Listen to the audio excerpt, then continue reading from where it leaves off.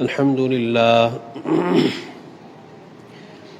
لله نحمده ونستعينه ونستغفره ونؤمن به ونتوكل عليه ونعوذ بالله من شرور أنفسنا ومن سيئات أعمالنا ونعوذ بالله من شرور أنفسنا ومن سيئات أعمالنا من يهده الله فلا مضل له ومن يضلله فلا هادي له ونشهد أن لا إله إلا الله وحده لا شريك له ولا نذير له ولا وزير له ونشهد أن سيدنا ومولانا محمدا عبده ورسوله أما بعد فأعوذ بالله من الشيطان الرجيم بسم الله الرحمن الرحيم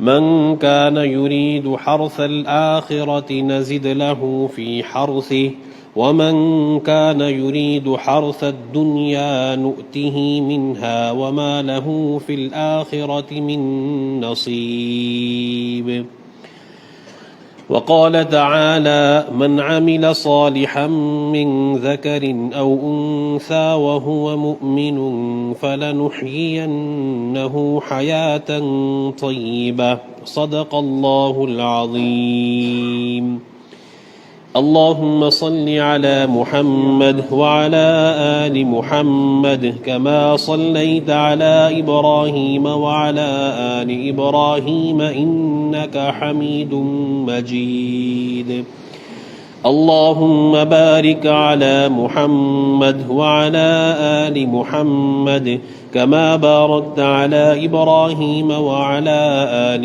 إبراهيم إنك حميد مجيد رضينا بالله ربا وبالإسلام دينا وبمحمد صلى الله عليه وسلم نبيا ورسولا یا اللہ میری توبہ۔ قابل عزت تکریم بزرگان محترم اور یہاں تشریف لائے ہوئے معزز باشعور ایمانی بھائیوں، تمام تعریفیں اس اللہ وحدہ لا شریک لہ کے لیے خاص ہیں کہ جس اللہ رب العزت نے ہم سب کو انسانی شکل عطا کی،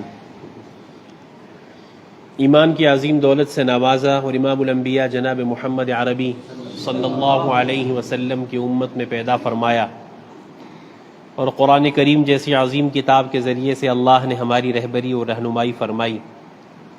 تمام تعریفیں اسی اللہ کے لیے خاص ہیں۔ میرے محترم بزرگوں اور دوستوں اور یہاں بیٹھے عزیز طلباء،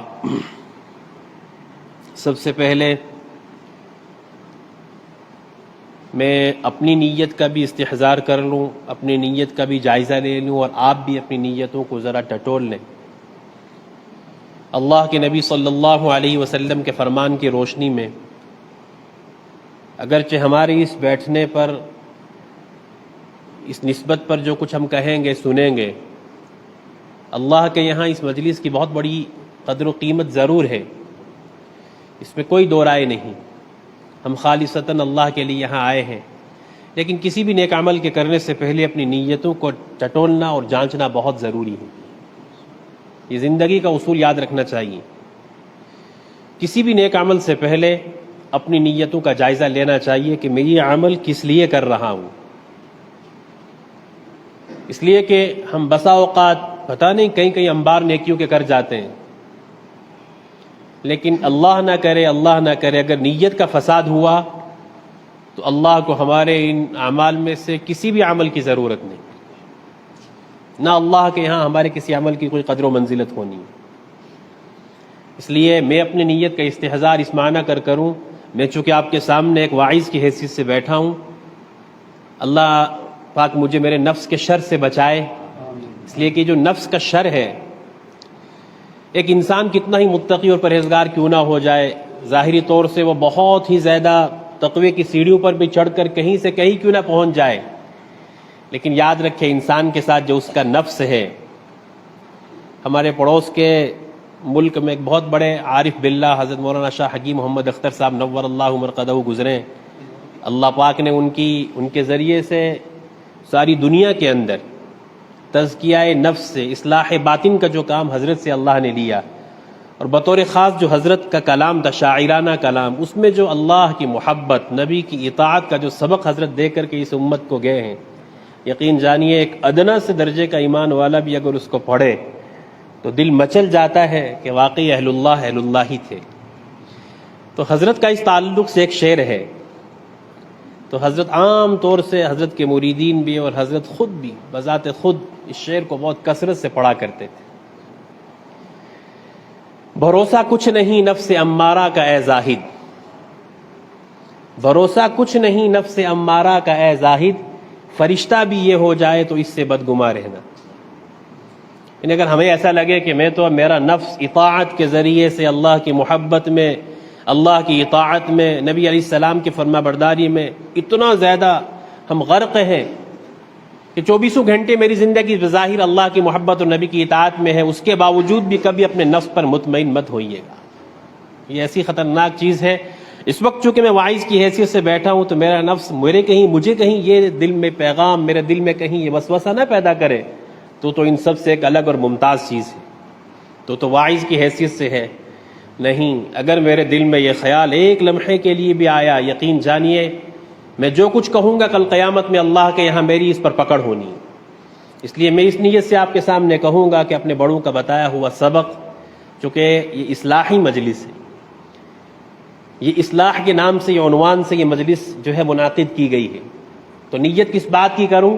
اے اللہ مجھ سے وہ بات کہلوا دے جو میری بھی اصلاح کا ذریعہ بنے اور آپ کی بھی اصلاح کا ذریعہ بنے.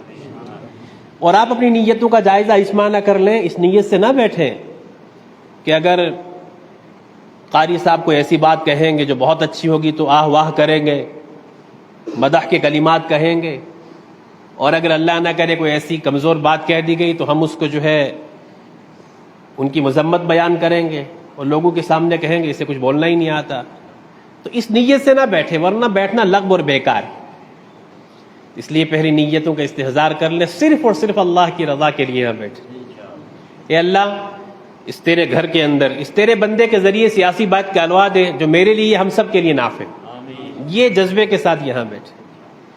اللہ پاک مجھے حق کہنے کی، حق سننے کی، حق سمجھنے کی اور پھر زندگی میں اس کو عملانے کی اللہ ہم سب کو توفیق عطا فرمائے. میرے ایمان والے بھائیوں، اس پرفتن دور کے اندر اس میں کوئی دو رائے نہیں، اس میں کوئی شک اور شبہ کی گنجائش ہے ہی نہیں. نبی علیہ الصلاۃ والسلام کے فرامین کے روشنی میں یہ وہی دور ہے جس دور کے تعلق سے اللہ کے نبی صلی اللہ علیہ وسلم فرما کر کے گئے تھے کہ قرب قیامت میں ایسے آسمان سے بارش کے قطروں کی طرح فطرے برسے، کوقع المطر فی بیوتکم، جیسے تمہارے گھروں پر بارش برستی ہے. جیسے بھی پچھلے دنوں میں ہم نے بارش کا ایک طوفان دیکھا. نبی علیہ الصلاۃ والسلام اپنی زبان مبارک سے یہ فرما کر کے گئے بہت پہلے. اس سے زیادہ اور کیا فرما سکتے تھے آقا صلی اللہ علیہ وسلم؟ آپ اندازہ لگائیے، اللہ کے نبی علیہ السلام جب مبعوث کیے گئے، نبوت سے سرفراز کیے گئے، اس وقت اللہ کے نبی علیہ السلام نے فرمایا تھا انا والساعۃ کہاتین، میں اور قیامت. اس طریقے سے اشارہ کر کے اللہ کے نبی علیہ السلام نے فرمایا میں اور قیامت، اس طریقے سے جس طرح یہ دو انگلیاں ملی ہوئی ہیں، میں آیا یعنی اب قیامت آئی کہ آئی. اور اپنی زبان مبارک سے نبی کریم صلی اللہ علیہ وسلم نے قرب قیامت کی جو علامات بتلائی ہیں، احادیث مبارکہ کے اندر اس کا مطالعہ کرنے سے پتہ چلتا ہے چند بڑی بڑی علامات کو چھوڑ کر کے اکثر وہ علامات جو آقا نے اس امت کے سامنے رکھی تھے وہ وقوع پذیر ہو چکی ہیں. آپ اندازہ لگائیے، اللہ کے نبی صلی اللہ علیہ وسلم نے ایک موقع پر فرمایا تھا کہ میری امت پر ویسے ہی حالات آئیں گے جیسا کہ بنی اسرائیل پر آئے تھے. اس موقع پر جو اللہ کے نبی علیہ الصلاۃ والسلام نے الفاظ استعمال کیے حذو النعل بالنعل، کہ جس طریقے سے ایک جوتا دوسرے جوتے کے برابر ہوتا ہے. ہم بھی جب بھی چپل جوتا لینے کے لیے جاتے ہیں تو کوئی ایک بڑا اور ایک چھوٹا نہیں لیتے، دونوں جوتے ایک سائز کے لیتے. اللہ کے نبی علیہ السلام نے فرمایا جس طریقے سے بنی اسرائیل پر حالات آئے ویسی میری امت پر بھی حالات آئیں گے جیسے ایک جوتا دوسرے جوتے کے برابر ہوتا ہے. اور پھر آگے نبی علیہ الصلوۃ والسلام نے اس کی وضاحت کرتے ہوئے فرمایا کہ اگر بنی اسرائیل میں کسی نے اپنی ماں کے ساتھ زنا کیا ہوگا تو میری امت میں بھی ایسے لوگ پیدا ہوں گے جو ماں سے زنا کریں گے. بظاہر یہ سن کر کے کتنا عجیب لگتا ہے کہ ایسی نوبت بھی آئے گی, ایسے حالات بھی پیدا ہوں گے. میرے ایمان والے بھائیوں, ہم اللہ سے اس بات کی دعا کریں کہ اللہ پاک ایسے حالات کے آنے سے پہلے اگر ہمیں اللہ پاک اپنے کرم سے اٹھا لے دنیا میں, تو یاد رکھیے یہ تعلیم ہمیں نبی علیہ الصلوۃ والسلام کے ذریعے سے بھی ملی ہے کہ فتنوں کے زمانے میں اللہ کے نبی علیہ الصلوۃ والسلام نے خود اللہ سے کیا مانگا ہے. اس بات کو بھی ذرا سن لیجیے. نبی علیہ الصلوۃ والسلام کی ایک مشہور و معروف دعا ہے, اللہم انی اسألک فعل الخیرات وترک المنکرات. اے اللہ میں تجھ سے سوال کرتا ہوں نیکی کے کاموں کے کرنے کی, وترک المنکرات اور منکرات کو چھوڑنے کی, وحب المساکین اور مساکین سے محبت کا سوال کرتا ہوں. اور آگے آقا صلی اللہ علیہ وسلم نے کیا مانگا, وَإِذَا أَرَدْتَ بِعِبَادِكَ فِتْنَةً, ایک روایت میں وَإِذَا أَرَدْتَ بِقَوْمٍ فِتْنَةً فَتَوَفَّنِي غَيْرَ مَفْتُونٍ. اے اللہ جب آپ اپنے بندوں کو فتنے میں مبتلا کرنا چاہیں تو فتنے میں مبتلا کرنے سے پہلے مجھے اپنے پاس بلا لیجئے گا.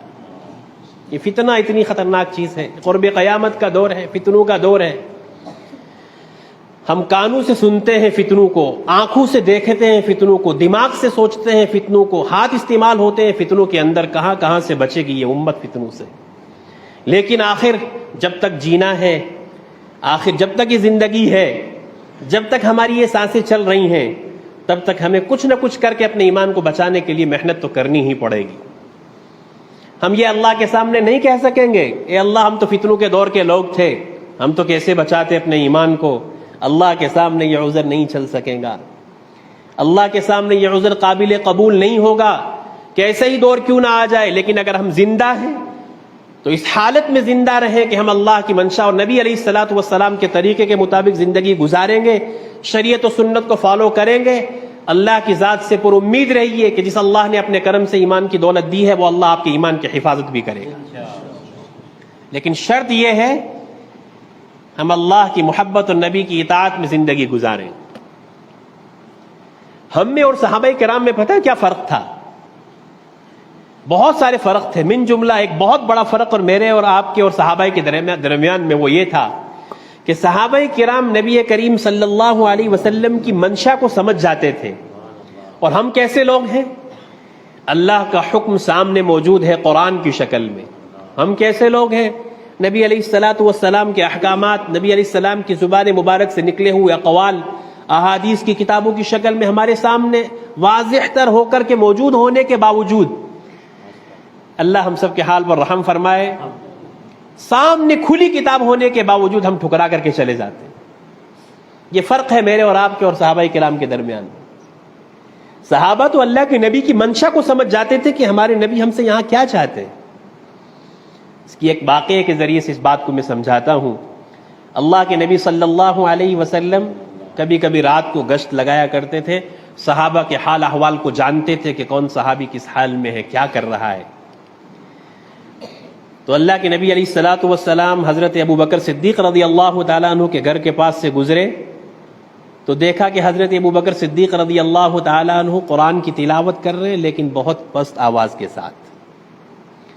آگے چلے حضرت عمر رضی اللہ تعالیٰ عنہ کے گھر کے پاس پہنچے, دیکھا کہ وہ قرآن کی تلاوت کر رہے ہیں لیکن بلند آواز کے ساتھ.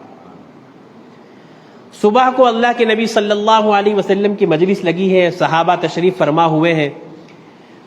تو اللہ کے نبی صلی اللہ علیہ وسلم نے پوچھا کہ ابو بکر قرآن کی تلاوت کر رہے تھے بہت پست آواز کے ساتھ, کیا وجہ تھی؟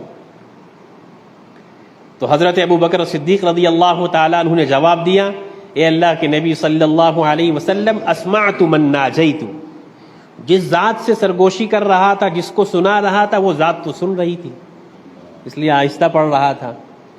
جب آگے چلے ہیں تو حضرت عمر رضی اللہ تعالیٰ عنہ کو قرآن چونکہ زور سے پڑھتے ہوئے سنا تھا تو پوچھا, عمر آپ زور سے کیوں پڑھ رہے تھے؟ تو حضرت عمر رضی اللہ تعالیٰ عنہ نے فرمایا, اوقد الوسنان واطرد الشیطان, کہ میں سوئے ہوں کو جگا رہا تھا اور شیطان کو بھگا رہا تھا. اب غور کیجئے, اللہ کے نبی علیہ الصلوۃ والسلام کے یہ دو صحابہ، ایک ابو بکر صدیق ہیں، ہمارے عقیدے کے مطابق بعد از انبیاء اہل سنت والجماعت کا متفقہ عقیدہ ہے، بعد از انبیاء دنیا میں سب سے اگر بزرگ ترین عظیم ترین اگر کوئی ہستی ہے تو وہ سیدنا ابو بکر صدیق رضی اللہ تعالیٰ عنہ کی ذات گرامی ہے۔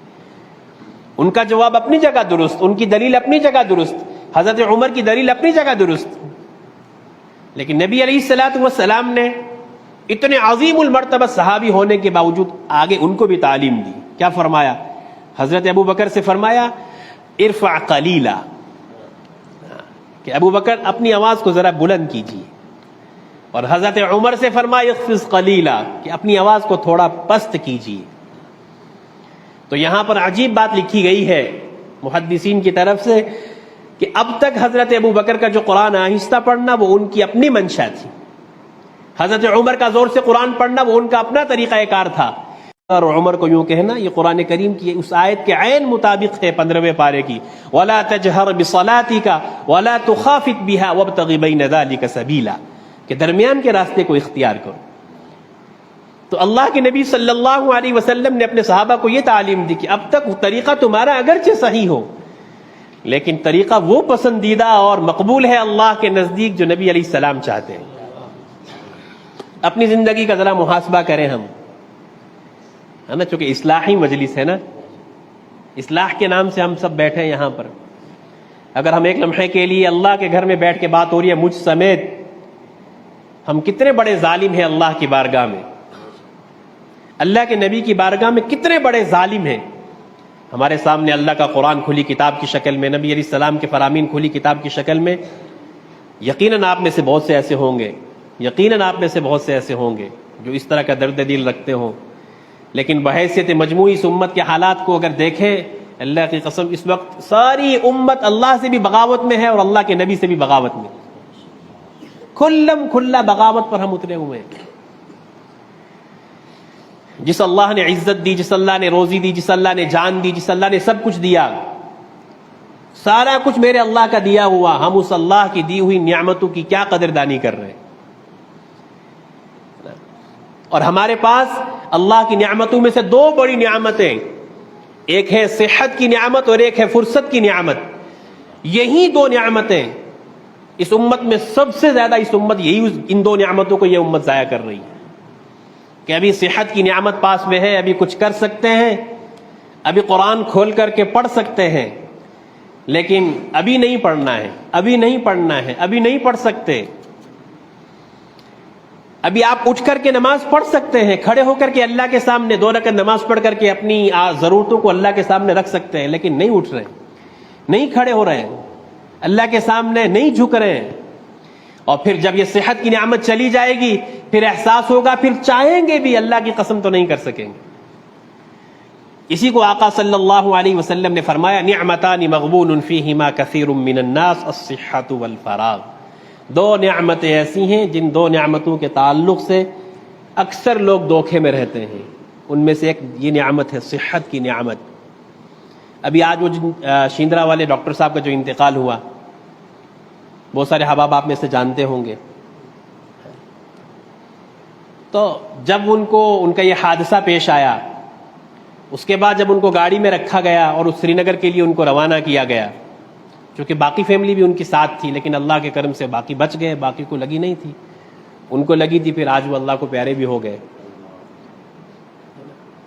تو یہ ہڈی ان کی بقول ڈاکٹروں کے شاید یہاں گردن کے پاس سے یہ ہڈی ٹوٹی تھی ان کی، پھر وہ اس سے جانبر نہ ہو سکے، اللہ کو پیارے ہو گئے۔ میں اپنی جگہ آج راستے میں یہ سوچ رہا تھا، میں نے کہا اس بیماری کے عالم میں چونکہ ہلکا ہلکا ہوش تھا ان کو، وہ اپنی طرف سے کتنی کوشش کرتے ہوں گے اپنے بدن کو حرکت دینے کی، ہے نا، اپنے ہاتھوں کو حرکت دینے کی، اپنے پاؤں کو آگے پیچھے کرنے کی، کتنی ساری کوششیں کرتے ہوں گے، اندر اندر پتہ نہیں کیا خیالات پکاتے ہوں گے، کاش کہ میرے یہ ہاتھ چل جاتے، کاش کہ میں آنکھ کھول کر کے اپنے گھر والوں کو سکون سے دیکھ لیتا، کاش کہ میں ٹانگ پیچھے کر کے ذرا سکون سے لیٹ جاتا۔ لیکن جتنے دن رہے وہ اسی شکنجے کی حالت میں رہے اور آج اللہ کو پیارے ہو گئے۔ کیا یہ چیزیں ہمیں سبق نہیں دیتی؟ کیا یہ چیزیں ہمیں سبق نہیں دیتی کہ اللہ کی نعمت کی ہم کتنی ناقدری کرتے؟ کھڑے ہو کر کے نماز پڑھ سکتے ہیں لیکن کیا مجال ہے اللہ ہم سب کو معاف فرمائے. اذان کی آواز کانوں میں پڑتی رہے، کوئی مسئلہ نہیں، ہمیں کیا ہے اس سے، یہ تو کسی اور کے لیے ہو رہی ہوگی. کیا یہ حقیقت نہیں ہے؟ ہم اللہ کے ساتھ اللہ کی محبت کا اللہ کو یہی صلہ دے رہے ہیں. کتنا عرصہ بیت جاتا ہے، مجھ سمیت اللہ ہم سب کو معاف کرے، کتنا عرصہ بیت جاتا ہے. جتنے سب یہاں بیٹھے ذرا اپنے آپ سے پوچھیں، کس نے کب قرآن کھول کر کے اللہ کی محبت میں غرق ہو کر کے قرآن پڑھا تھا؟ کبھی سوچا اس بات کو؟ کیا کام آنے والی چیز ہے. کل قیامت میں جب اللہ کے سامنے کھڑے ہوں گے، اس وقت حدیث پاک میں آتا ہے انسان کے قدم اللہ کے سامنے سے ہٹنے ہی نہیں پائیں گے جب تک کہ وہ اللہ کو 5 چیزوں کا جواب نہ دے دے. ان میں سے ایک یہ سوال ہوگا، عن عمرہ فیما افناہ وعن شبابہ فیما ابلاہ. اس عمر کے تعلق سے اللہ کے یہاں سوال ہوگا، کہ سوال کرنے والی ذات اللہ کی ہوگی. اور کیجئے، آج کوئی دنیا کا عہدیدار یا ایک سپاہی اپنے افسر کے سامنے جب کھڑا ہوتا ہے تو اس کی کیفیت کیا ہوتی ہے؟ ٹانگیں کپ کپا رہی ہوتی ہیں، ایک قسم کا سر پہ بوجھ ہوتا ہے، پتہ نہیں کیا ہوگا میرے ساتھ. وہ منظر کیسا ہوگا جب اللہ کے سامنے کھڑا کیا جائے گا؟ اور قرآن نے اس کو کہا، یوم یقوم الروح والملائکۃ صفا لا یتکلمون الا من اذن له الرحمن. کوئی نہیں بول سکے گا اللہ کے سامنے. آپ یہ مت سمجھیے گا کہ ہاں اللہ کے سامنے چرب زبانی سے کام لے لیں گے، اللہ کے سامنے باتوں سے چلا لیں گے کام اپنا. لا یتکلمون، کوئی نہیں بول سکے گا اللہ کے سامنے، الا من اذن له الرحمن، مگر وہی جس کو رحمان اجازت دے، وقال صوابا، اور وہ بات بھی ٹھیک ٹھیک کرے، اسی کو اجازت ملے گی اللہ کے سامنے بات کرنے کی. اور وہ منظر کیسا ہوگا؟ لمن الملک اليوم، آج کس کی بادشاہت ہے، آج کس کا دبدبہ ہوگا؟ للہ الواحد القہار، اس روز صرف اللہ کی چلے گی. یوم لا تملک نفس لنفس شیئا، کوئی کسی کے کوئی بھی کام نہیں آئے گا. اس روز تو تمام تر حکومت صرف اور صرف اللہ کی ہوگی. تو اس اللہ کے سامنے یہ سوال ہوگا، عن عمرہ فیما افناہ، یہ عمر تجھے اللہ نے دی تھی، اس عمر کو کہاں فنا کیا.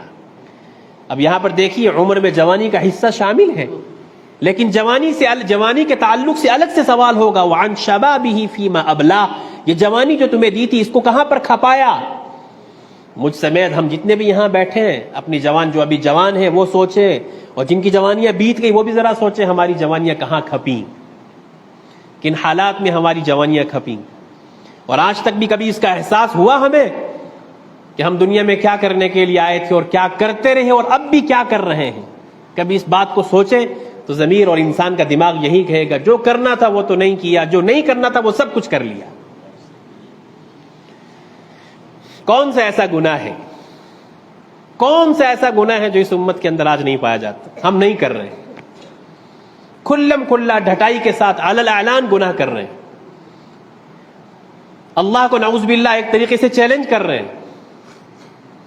ایک ایک گناہ کو اگر میں یہاں آپ کے سامنے رکھوں مثال کے طور پر، اس کے لیے بہت وقت چاہیے. مثال کے طور پر چند باتوں کو یہاں اس معنی کر رکھنا ضروری ہے کہ جس میں بحیثیت مجموعی اس وقت یہ امت بہت زیادہ گرفتار ہے، چونکہ کچھ باشعور یہاں حضرات تشریف فرما ہے، مجھے ایسا لگ رہا ہے. خدا کے لیے قبل اس کے کہ ایسی نوبت آئے کہ ہم اپنے گریبان میں منہ جھانکنے کے بھی قابل نہ رہیں، قبل اس کے کہ ایسی نوبت آئے کہ ہماری اولاد اور ہماری یہ نوجوان نسل ہمیں چوراہوں کے اندر جو ہے سب کے سامنے جو ہے نا ننگا کر کے نچوائے، قبل اس کے کہ ایسی نوبت آئے، اللہ کا واسطہ دے کر کے کہتا ہوں شریعت و سنت کی زندگی کو ماننے پر، اس کو فالو کرنے پر مجبور ہو جائے، اس کو زندگی میں اپنا لیں. قبل اس کے کہ حالات بہت بد سے بدتر ہو جائیں، اس وقت اگر لوٹنا بھی چاہیں گے، ہماری نسل کو واپس لانا بھی چاہیں گے، تب بہت تاخیر ہو چکی ہو، بہت تاخیر ہو چکی ہو. ہماری نوجوان نسل کو ثقافت کے نام پر، کلچرل پروگرام کے نام پر ہماری نوجوان بچوں اور بچیوں کو کس طرف لے کے جایا جا رہا ہے، اور ہمارے ذہنوں میں کیا بات بٹھائی جا رہی ہے. اور ہم یہ سمجھ رہے ہیں کہ دنیاوی ترقی کے لیے سب چیزیں کرنی ضروری ہے، حالانکہ بہت اچھے سے یہ بات سمجھ لے، دنیاوی ترقی کوئی بھی اس سے رکاوٹ کے لیے کوئی بھی اس سے روکتا نہیں ہے. ہماری خود کی یہ خواہش ہے کہ ہماری یہ نوجوان نسل دین دنیا دونوں کے اعتبار سے ترقی کرے، لیکن اگر آپ اللہ کے باغی بن کر کے دنیا کی ترقی کریں گے، نبی علیہ الصلوۃ والسلام کی شریعت سے باغی ہو کر کے ترقی چاہیں گے، یاد رکھیں ایسی ترقی آپ کو ترقی نہیں تنزلی کی طرف لے کے جا رہی ہے. ایسی ترقی آپ کو اللہ سے بھی دور کر رہی ہے، شریعت و سنت سے بھی دور کر رہی ہے، اور یہی ترقی آپ کو کل قیامت میں جہنم میں لے جانے کا ذریعہ بنے. اس لیے بہت سی مرتبہ جب اس طرح کی بات کی جاتی ہے تو کچھ لوگ یہ کہتے ہیں کہ ان مولانا لوگوں کو، ان مولویوں کو پتہ نہیں کیا چڑ ہے ہمارے بچوں سے، ہماری نوجوان نسل سے، کیوں ہماری نوجوان نسل کے پیچھے پڑے ہیں، کیوں ہماری نوجوان نسل کو ترقی نہیں کر دینا چاہتے، کون روکتا ہے؟ لیکن اگر آپ ترقی کو تنزلی کی ترقی کہیں گے، تنزلی کو ترقی کہیں گے، تو اپنے آپ سے پوچھئے کہ آپ کیا سوچ رہے ہیں اور کیا کر رہے ہیں۔ ابھی پچھلے کچھ عرصہ پہلے سورن کوٹ کی کالج کے اندر ایک ویڈیو وائرل ہوا تھا، ہمارے علاقے کی بات، ہمارے بچے جہاں کی 95% آبادی مسلمان ہو، اللہ کے نبی کی امتی ہو، کیسے بے حیائی کے وہ مناظر تھے، دیکھ کر کے رونگٹے کھڑے ہو گئے، یہ کچھ ہمارے یہاں بھی شروع ہو گیا۔ تو اس کے سد باب کے لیے مجھ سمیت آپ میں سے کون کتنا تیار ہے؟ اس کے لیے ایک ہی چیز ہے، وہ یہی ہے کہ ہم سب پہلے اپنے آپ کو یہ بات سمجھائیں کہ اگر شریعت کی حدود سے باہر نکلیں گے پھر یہ سارے مناظر دیکھنے کو ملیں گے۔ آزادی کے نام پہ ہم آپ کو بے حیائی نہیں کرنے دینا چاہتے۔ اس کا مطلب یہ نہیں ہے کہ آپ آزاد ہیں تو جو چاہے وہ کریں گے، شریعت کی حدود کے اندر رہتے ہوئے، اللہ اور اللہ کے نبی علیہ الصلوۃ والسلام کی مرضی کو مقید کرتے ہوئے جو چاہے وہ کریں، لیکن یہ یاد رکھیں آزادی کے نام پر بے حیائی اور کلچرل اور ثقافت کے نام پہ بے حیائی کو فروغ دیں گے تو آپ کی جگہ جگہ پکڑ ہوگی۔ اس لیے پکڑ ہوگی، کوئی نہ کوئی تو اس امت میں ایسا ہونا چاہیے نا جو یہ کہے کہ ایسا کیوں ہو رہا ہے۔ آخر سب اگر ہاتھ پہ ہاتھ دھرے بیٹھے رہیں گے تو پھر نبی علیہ الصلوۃ والسلام کی اس حدیث کا کیا مطلب ہوگا جس میں آقا صلی اللہ علیہ وسلم یہ فرما کر کے گئے، من رأى منکم منکرا فلیغیرہ بیدی، تم میں سے جب کوئی آدمی کسی منکر کو ہوتا ہوا دیکھے اس کو چاہیے کہ اپنے ہاتھ سے روکے۔ آج ہمارا بیٹا ہمارے سامنے غلط راستے پر ہے، ہمارے سامنے وہ بے حیائی کے کام کر رہا ہے، فحاشی اور عریانیت کو فروغ دے رہا ہے، اور ہم خود اس میں ملوث ہیں، تو ہم دوسروں کو کہاں ہاتھ سے روکیں گے جب ہم اپنے بیٹے کو ہاتھ سے نہیں روک پا رہے؟ تو پھر کون سی مخلوق آئے گی، کون آئے گا جو ہمارے بیٹے کو راہ راست پر لائے؟ کون اس کی فکر کرے گا؟ اللہ کی قسم کھا کے کہتا ہوں، درد دل کے ساتھ یہ بات کہتا ہوں، اس امت کو جتنا غیروں نے نقصان نہیں پہنچایا، اپنوں کی سوچ اور طریقہ کار نے اس امت کو، نوجوانوں کو بطور خاص نقصان پہنچایا ہے۔ اس آزادی نے اس امت کو بہت نقصان پہنچایا ہے۔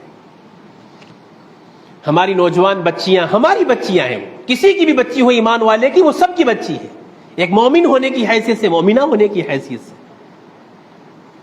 پچھلے دنوں میں حضرت مولانا خلیل الرحمن سجاد صاحب جو ہمارے ملک کے بہت بڑے عالم دین ہیں، اللہ ان کا سایہ تعدیر عافیت کے ساتھ قائم رکھے، بہت بڑے عالم دین ہیں، اپنے زمانے کے بہت بڑے نباز ہیں، اللہ نے ان سے بہت کام لیا، اللہ ان کا سایہ اور قائم رکھے، اللہ ان سے اور بہت کام لے، چونکہ وہ جب بھی بات کرتے ہیں تو تحقیق کے ساتھ کرتے ہیں۔ ان کا ایک ویڈیو آپ نے سنا بھی ہوگا جس میں حضرت نے یہ فرمایا تھا کہ اس وقت کم و بیش بہت بڑی تعداد میں اس وقت مسلمانوں کی لڑکیاں جو غیروں کے ساتھ شادی بیاہ کر چکی ہیں۔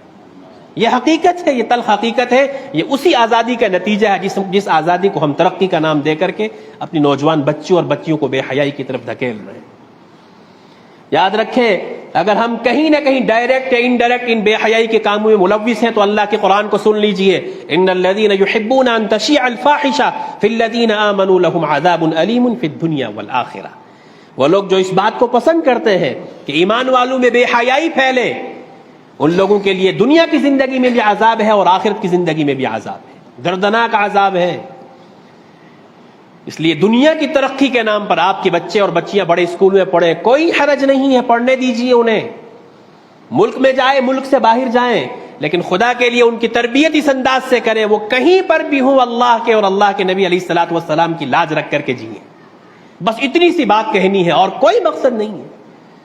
لیکن ہمارا مسئلہ یہ ہے کہ اگر اللہ ہمیں کچھ عزت دے دے، کچھ شہرت دے دے، کچھ مال دے دے، تو سب سے پہلے جس اللہ نے یہ عزت دی اسی کے ساتھ بغاوت کرتے ہیں۔ جس اللہ نے مال دیا، جس اللہ نے 4 پیسے دے، جس اللہ نے ہماری گاڑی کوٹھی دے دی، اسی کے ساتھ بغاوت کرنے پر اتر آتے ہیں۔ کیا ہم اللہ کے باغی نہیں ہیں؟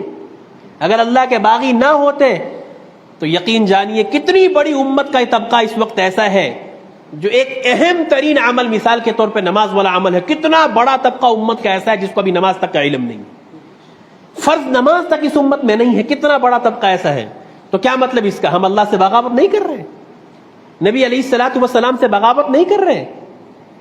جس نبی نے اس امت کے لیے صلی اللہ علیہ وسلم، قربان آقا صلی اللہ علیہ وسلم کی زندگی پر، قربان آقا کی ایک ایک سانس کے اوپر ہم نے اپنے نبی کو محبت کا کیا صلہ دیا ہے نا؟ ہم نے اپنے نبی کے تو چھلنی ہی کیا نا، اور کیا کیا ہے؟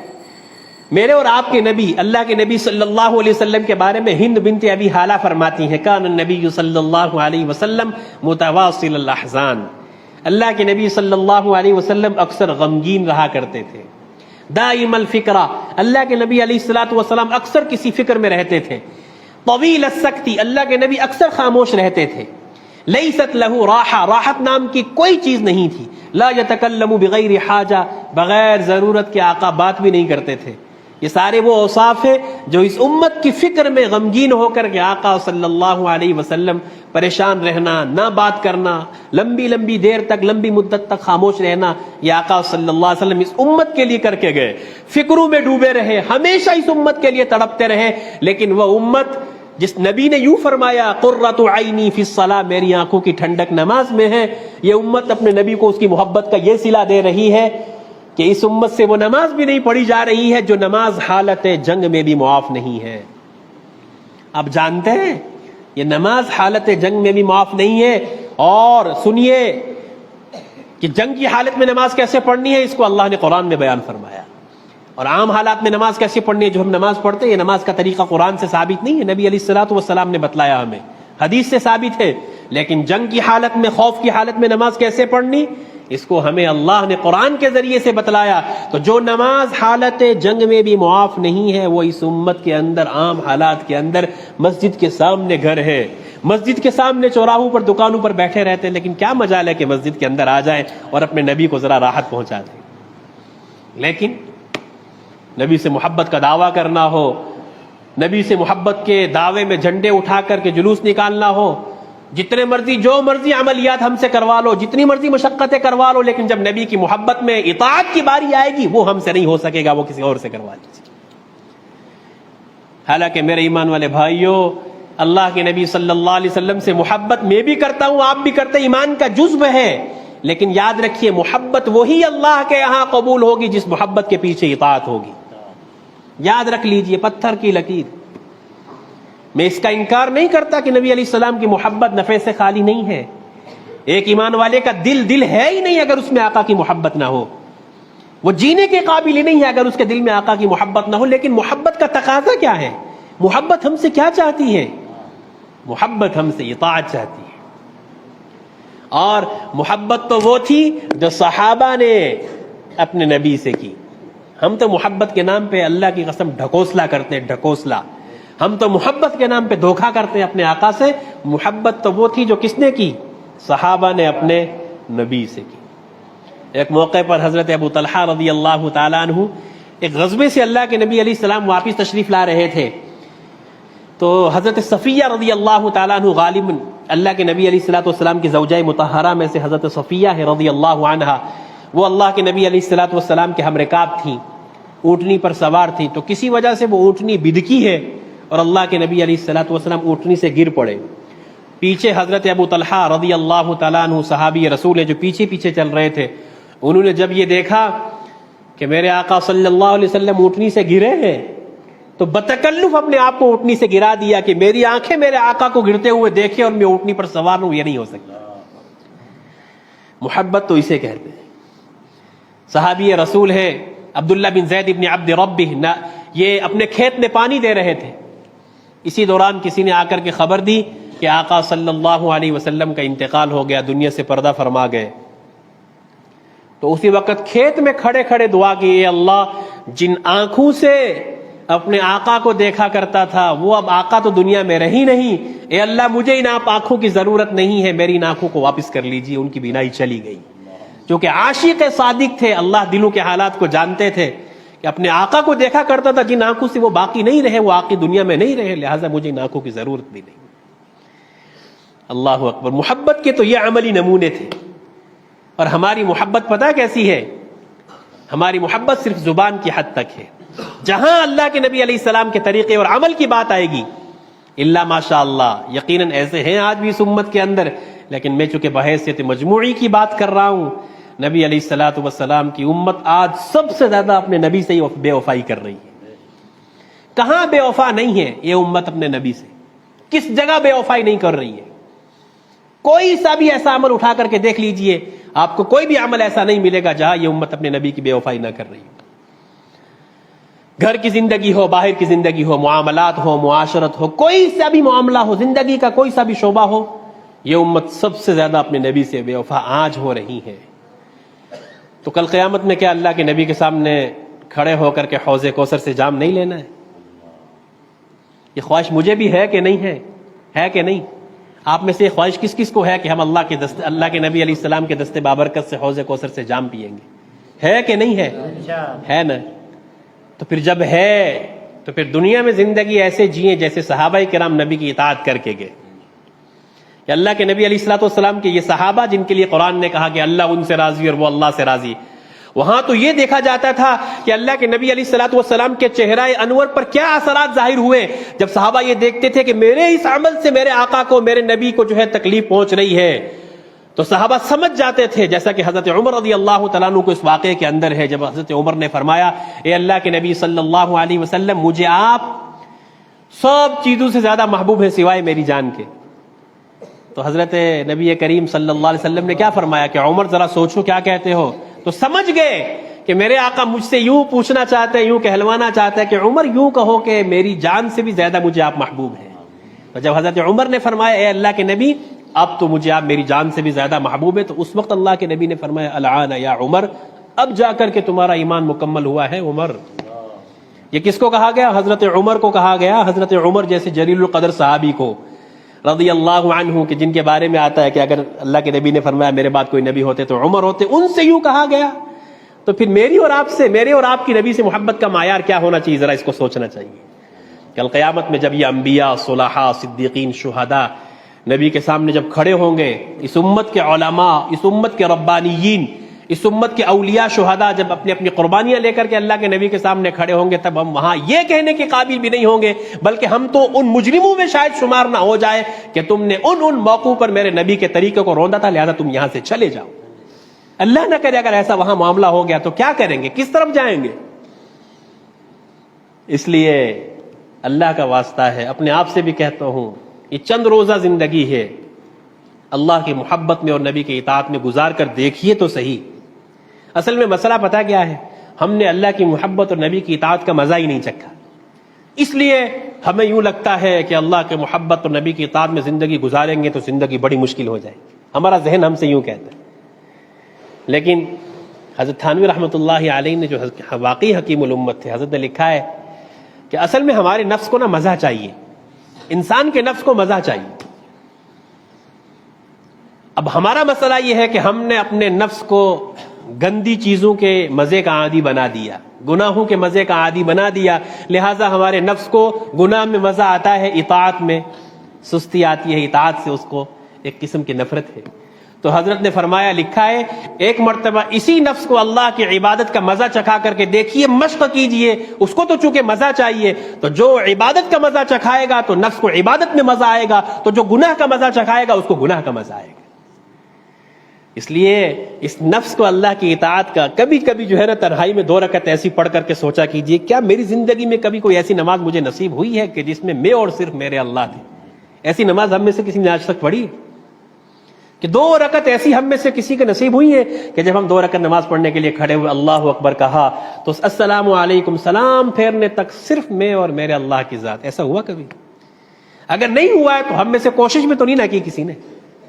ہم نے اللہ کی محبت میں کبھی سجدہ کرتے ہوئے سبحان ربی الاعلیٰ کہتے ہوئے اس اعلیٰ کی، اس پاک کی، رب کی پاکی بیان کرتے ہوئے کبھی غور کیا کہ میں کہاں سجدہ کر رہا ہوں؟ کبھی اس کا مزہ لینے کی کوشش کی؟ کبھی کوشش ہی نہیں کی تو پھر ہماری نمازیں کیا ہیں؟ صرف رسم ہیں، اس کے علاوہ کچھ نہیں۔ اسی لیے ہماری نمازیں، چونکہ قرآن نے کہا نا ان الصلاۃ تنہی عن الفحشاء والمنکر، کہ نماز جو ہے بے حیائی اور برے کاموں سے روکتی ہے، تو پھر ہماری نماز ہمیں برائی اور بے حیائی کے کاموں سے کیوں نہیں روکتی؟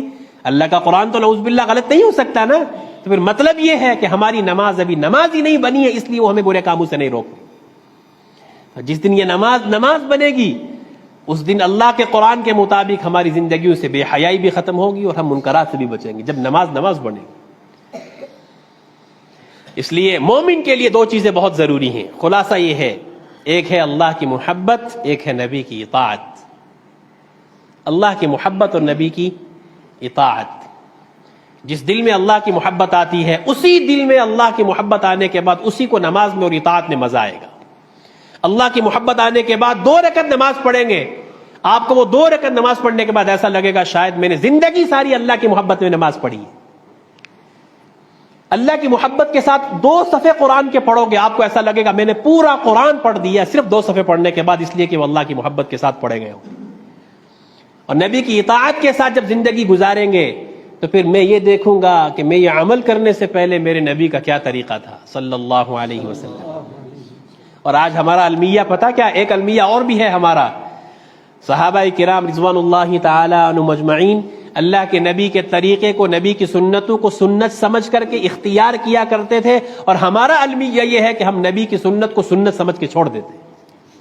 کئی سالوں کو یہ کہتے ہوئے سنا گیا بھائی سنت ہی تو ہے، سنت ہی تو ہے، حالانکہ یہ سنت پتہ ہے کتنی عظیم ترین چیز ہے۔ اللہ اکبر۔ ایک موقع پہ اللہ کے نبی علیہ الصلوۃ والسلام نے فرمایا من احب سنتی فقد احبنی ومن احبنی کان معی فی الجنہ۔ حضرت انس رضی اللہ تعالیٰ عنہ ایک مرتبہ فرمانے لگے کہ اللہ کے نبی علیہ الصلوۃ والسلام سے جو کچھ سنا، جتنا کچھ سنا، کبھی بھی کسی بھی جملے کے سننے سے اتنی زیادہ خوشی نہیں ہوئی جتنا اس جملے کے سننے کے بعد خوشی ہوئی جب اللہ کے نبی علیہ السلام نے فرمایا انت مع من احببت، کہ اے انس تم اسی کے ساتھ رہو گے جس کے ساتھ تم محبت کرتے تھے۔ اور اسی موقع پہ حضرت انس رضی اللہ تعالیٰ عنہ کو اللہ کے نبی علیہ الصلوۃ والسلام نے، جو میں نے جملے پہلے آپ کے سامنے رکھے یہ اسی موقع پر تھے جب اللہ کے نبی علیہ السلام نے فرمایا یا بنیا، اے میرے بیٹے انس، ان قدرت ان تصبح وتمسی وليس في قلبك غش لاحد فافعل، اے میرے بیٹے اگر تو ایسا کر سکتا ہو کہ جب تو صبح کرے اور جب تو شام کرے تو تیرے دل میں کسی کے لیے کینہ نہ ہو، تیرے دل میں کسی کے لیے کھوٹ نہ ہو، تو ایسا کر سکتا ہو تو کر لینا، اپنے دلوں کی صفائی کرتے رہنا۔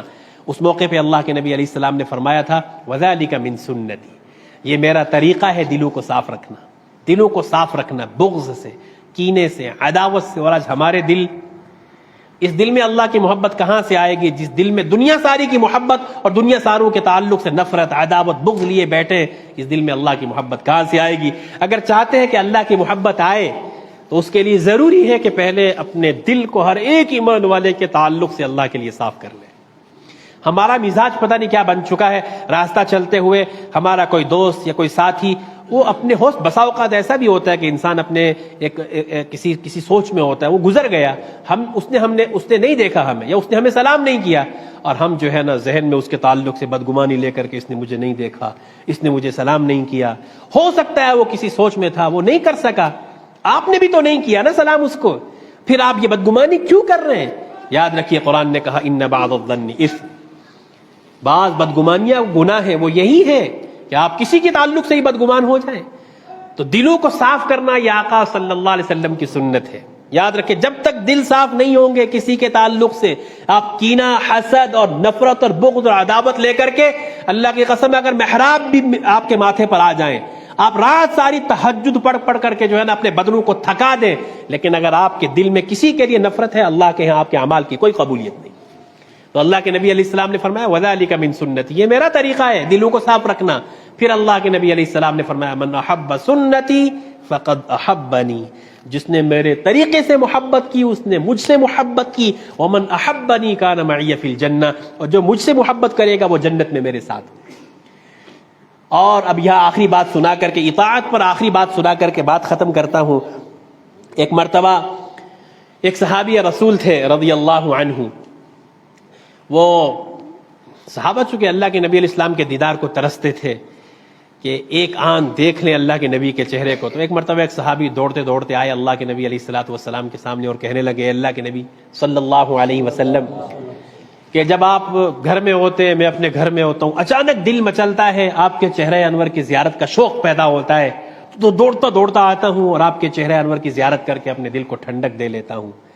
اے اللہ کے نبی صلی اللہ علیہ وسلم، دنیا میں تو میں ایسا کر لیتا ہوں کہ جب آپ کی یاد آتی ہے تو آپ کے چہرے انور کی زیارت کر لیتا ہوں، لیکن جب آپ دنیا سے چلے جائیں گے، میں بھی چلا جاؤں گا، تو پھر آپ جنت کے پتہ نہیں کون سے اعلیٰ درجے میں ہوں گے، اور میں اگر جنت میں گیا بھی تو پتہ نہیں کہاں پر ہوں گا۔ اے اللہ کے نبی صلی اللہ علیہ وسلم کیا بنے گا؟ جنت میں آپ کے بغیر کیسے رہیں گے؟ ہے نا، جنت میں آپ کے بغیر کیسے رہیں گے؟ تو اس موقع پر قرآن کی آیت نازل ہوئی ہے وَمَن يُطِعِ اللَّهَ وَالرَّسُولَ، وہ صحابی اللہ کے نبی کے دیدار کو ترس رہے ہیں. اور یہاں پر کیا کہا گیا؟ قرآن کیا کہتا ہے؟ وَمَن يُطِعِ اللَّهَ وَالرَّسُولِ فَأُولَٰئِكَ مَعَ الَّذِينَ أَنْعَمَ اللَّهُ عَلَيْهِم مِّنَ النَّبِيِّينَ وَالصِّدِّيقِينَ وَالشُّهَدَاءِ وَالصَّالِحِينَ. جو اللہ اور اس کے رسول کی اطاعت کرے گا. تو پتہ یہ چلا کہ جتنے سارے آخرت کے وعدے ہیں، نبی علیہ الصلوۃ والسلام کا قرب، نبی علیہ السلام کی معیت بھی اسی شخص کو نصیب ہوگی جس کے دل میں اللہ کے نبی کی محبت، لیکن محبت کے ساتھ کیا ہوگی؟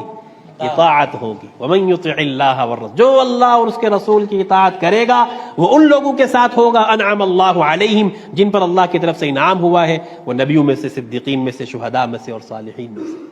تو اگر ہم یہ چاہتے ہیں کل قیامت میں اللہ کے نبی علیہ السلام کی معیت نصیب ہو، اللہ کے نبی علیہ السلام کے دستے بابرکت سے حوض کوثر کے جام نصیب ہو، تو یہ چند روزہ زندگی جو بہت مختصر سی زندگی ہے، اور آج کل کے حالات میں تو کچھ بھی پتہ نہیں چلتا، جس طرف جو ہے جب بھی کہیں سے بھی کوئی خبر سننے کو ملتی ہے تو اس کا انتقال، اس کا انتقال، اس کا انتقال، نوجوانوں کا انتقال، حادثات کی موتیں. تو پھر ہم کیسے اس دنیا میں عافیت کے ساتھ اور سکون کے ساتھ زندگی گزار سکتے ہیں؟ اور پھر اس حالت میں کہ نہ ہمیں اللہ کی محبت نصیب ہوئی، نہ نبی کی اطاعت نصیب ہوئی، نہ شریعت و سنت پہ چلنے کا کوئی داعیہ پیدا ہوا، تو پھر ایسی زندگی اگر گزاریں گے اور اسی طرح اگر مر گئے تو یاد رکھیں کہیں ایسا نہ ہو کل قیامت میں اللہ کے سامنے جا کر کے جیسا کہ وہ مجرموں کا قرآن نے تذکرہ کرتے ہوئے فرمایا وَلَوْ تَرَىٰ إِذِ الْمُجْرِمُونَ نَاكِسُو رُؤُوسِهِمْ عِنْدَ رَبِّهِمْ، اپنے رب کے سامنے سر جھکائے ہوئے کل قیامت میں کھڑے ہوں گے. ربنا ابصرنا، اے ہمارے رب ہم نے دیکھ لیا. فرج وسمعنا، اب ہم نے سن بھی لیا. دنیا میں تو کہا کرتے تھے، اے تیرے نبیوں نے بھی کہا، بعد میں آنے والے لوگوں نے بھی کہا کہ آخرت کے لیے تیاری کر لو، جنت جہنم کے لیے تیاری کر لو، جہنم سے بچنے کی اور جنت میں جانے کی تیاری کر لو. لیکن اس وقت تو یہ باتیں سمجھ میں نہیں آتی تھی. اب ہم نے اپنی آنکھوں سے دیکھ لیا، وسمعنا، کانوں سے سن لیا. فرجعنا نعمل صالحا، اے اللہ اب ہمیں دنیا کے اندر بھیج دے. انا موقنون، اب تو ہمیں یقین آ گیا. تو قرآن نے اس کا جواب دوسرے موقع پر دیا، کلا انہا کلمۃ ھو قائلھا، یہ تو ایک بات ہے جس کو اپنی زبان سے کہہ رہا ہے، اب یہاں سے آنے کے بعد تو کوئی واپس نہیں جا سکتا. قبل اس کے کہ ہماری آنکھیں بند ہوں، قبل اس کے کہ ہم قبروں میں رکھ دیے جائیں، قبل اس کے کہ فرشتے ہم سے سوال و جواب کریں، اس سے پہلے میرے ایمان والے بھائیوں ایک عہد کرو اپنی زندگیوں کو بدلنے کا، اپنی زندگیوں کو شریعت و سنت پہ لانے کا، اپنی زندگیوں کو اللہ کی محبت میں گزارنے کا، اپنی زندگیوں کو قرآن و سنت کے مطابق، میں پورے وثوق اور اعتماد کے ساتھ کہتا ہوں، پورے وثوق اور اعتماد کے ساتھ کہتا ہوں، اللہ کی محبت اور نبی کی اطاعت میں زندگی گزارنے کا عہد کیجئے. اللہ کی قسم آپ کا دل سکون سے بھر جائے گا. ابھی تو عہد ہی کریں گے، اللہ سکون سے بھر دے گا.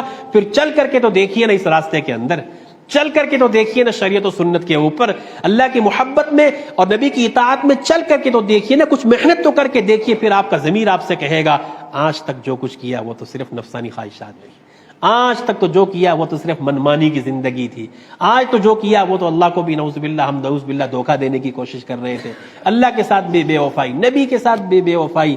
تو قبل اس کے کہ ایسی نوبت آئے کہ ہم دنیا سے رخصت ہو جائیں، اس سے پہلے جب تک جئیں شریعت و سنت کے ساتھ جئیں. یہ عہد سب کرتے ہیں انشاءاللہ. یہ اصلاحی مجلس اسی عنوان سے یہاں پر اصلاح، میں خود اصلاح کا محتاج ہوں، ہے نا، یہ خود اصلاح کا محتاج ہوں. ہم سب اصلاح کے محتاج ہیں. اور کب تک اصلاح کے محتاج ہیں؟ ہم کیوں کیسے یہ دعویٰ کر سکتے ہیں؟ ہم میں سے کوئی کتنا ہی پاکیزہ کیوں نہ ہو جائے، کتنا ہی بلند مقام و مرتبے کو کیوں نہ پہنچ جائے، کوئی بھی ہم میں سے نہ یہ دعویٰ کر سکتا ہے نہ وہ دعویٰ کرنے کا اہل ہے کہ ہماری تو اصلاح ہو چکی ہے. اس لیے کہ یاد رکھیں ہماری کامیابی کی دلیل تو وہ دن ہوگا جس دن ہماری موت ایمان پر ہوگی. جس دن ہماری موت ایمان پر ہوگی، پھر ہم کسی کو کہیں یا نہ کہیں، کوئی کہے یا نہ کہے، اگر ایمان پر موت ہوئی ہے تو انشاءاللہ ہم سرخرو ہوں گے. آپ اندازہ تو لگائیے میرے اور آپ کا ایمان کیا ہے. صحابہ کرام، اور صحابہ کرام میں ابو بکر، صحابہ کرام میں عمر. حضرت عمر کے بارے میں آتا ہے جب ان کی روح قبض ہو رہی تھی، ان کے بیٹے عبداللہ نے ان کا سر اپنی ران پر رکھا ہوا تھا، تو اپنے بیٹے سے کہنے لگے کہ عبداللہ میرے سر کو زمین پہ رکھ دے تاکہ میرے اللہ کو مجھ پہ ترس آ جائے، میرے اللہ کو مجھ پر.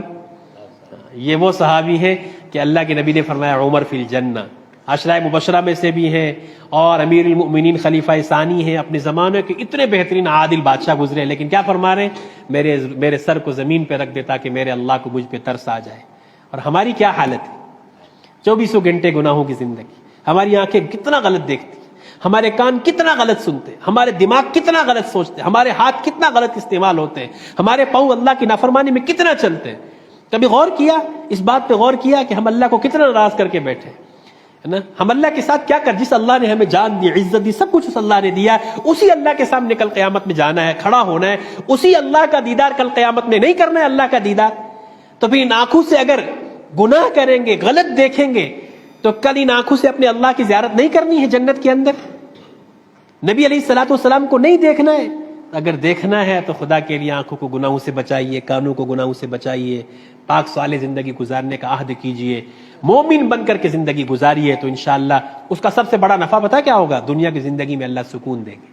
یہ ہے من عمل صالحا من ذکر او انثى وهو مؤمن فلنحيينه حیاتا طیبہ۔ بس یہ آیت کا ترجمہ کر کے بات ختم کر دوں۔ اللہ تعالیٰ فرماتے ہیں جو اعمال صالحہ کرے گا، کرنے والا مرد ہو یا عورت، فلنحيينه حیاتا طیبہ، ہم اس کو پاکیزہ زندگی عطا فرمائیں گے۔ اب اس پاکیزہ زندگی کی تفصیل میں ایک وجہ یہ بھی لکھی ہے کہ اللہ پاک ایسے شخص کو جو اعمال صالحہ کرے گا، اللہ کی مرضی اور منشا کے مطابق زندگی گزارے گا، اسباب اور وسائل کے محدود ہوتے ہوئے بھی اللہ پاک اس کی زندگی میں چین اور سکون عطا فرمائے گا۔ اور دیکھا آپ نے بہت سارے ایسے لوگ ہوتے ہیں جن کی زندگی مادی اعتبار سے بہت کمزور ہوتی ہے، لیکن چہرے پر سکون، حشاش اور بشاش، جب بھی زبان سے سنو اللہ کا شکر۔ اور کتنے سارے آپ نے کروڑ پتی ایسے دیکھے ہوں گے، ان سے جب بھی پوچھو کیا حال ہے، ہمیشہ شکوے اور شکایت۔ یہ کیا ہے؟ یہ قرآن کی وہ آیت ہے، وَمَنْ أَعْرَضَ عَنْ ذِكْرِي، جو میری یاد سے اعراض کرے گا، فَإِنَّ لَهُ مَعِيشَةً ضَنْكًا، ہم اس کی زندگی کو تنگ کر دیں گے، وَنَحْشُرُهُ يَوْمَ الْقِيَامَةِ أَعْمَى، اور قیامت کے دن ہم ایسوں کو اندھو سے اٹھائیں گے۔